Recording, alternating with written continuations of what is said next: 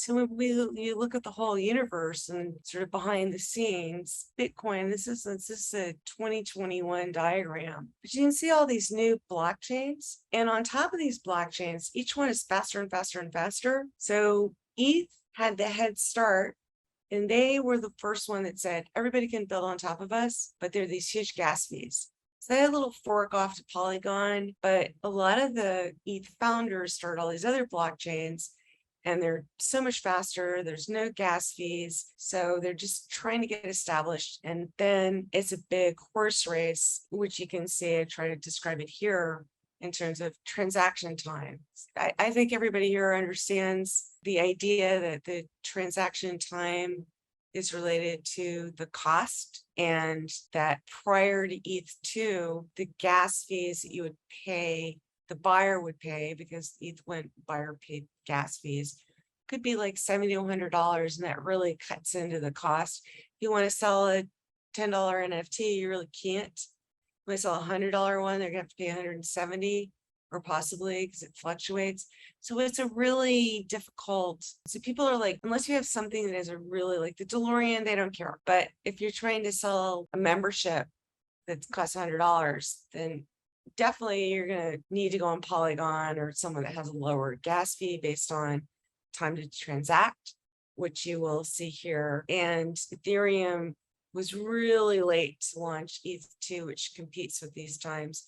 You can see it here. I put unknown, but it is known now. And so far it works, but the glitches may show up later. ETH still has 80% of the market of the NFTs, but a lot of people won't work on ETH because of niche value and these gas fees. So when we start looking at OpenSea, you start looking at this and you see this marketplace. I should do it here, but I'm not going to. But you're like, oh my gosh, you've got like 3. And like, then you realize that that's 3 ETH. So, even if ETH's at $1,000 down from $2,000, that's $3,000. And you look at this thing and it's a penguin cartoon. And you're like, how's that worth $3,000? And people just flip out. I'm talking about real people on these calls. And they're like, how did this happen? We don't understand. I will say, we're going to look at the trends. I will say that it's much more difficult to drive the prices up when the market conditions have soured since 2001, and the news continues to be dismal, and the stock market is crashing. So, all these factors, I think it's much more difficult. If you're a creator, I give you very different advice. So this is why the record is permanent. I just thought I would put this up here because this is just the blockchain. We use a slide in the blockchain course where each block, instead of storing your data in cells, it's stored in encrypted blocks that have a unique identifier and a unique identifier from the previous block. If it's proof of work, every computer that is validating, they compete to validate the next transaction, but every single transaction all the way through the network has to agree because of these chain links of identifiers.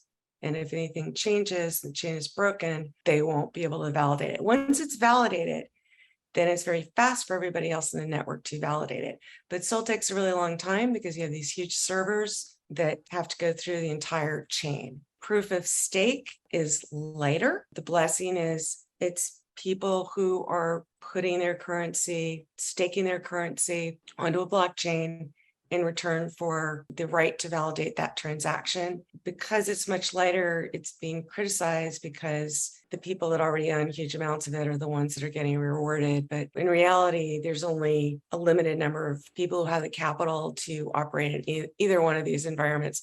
But it is in fact decentralized, which helps reduce the risk and keep it away from the governments, which is one of the things that the founders of this whole industry were interested in. So the NFT, it's a unique type of smart contract where it links out to a digital image. And so when that image is bought or sold, according to the smart contract, it's stored in the blockchain. So that's what we see. Now that image that the smart contract could include a bunch of other executable functions. And the image could be almost anything, which we get to membership passes and QR codes and all those sorts of things.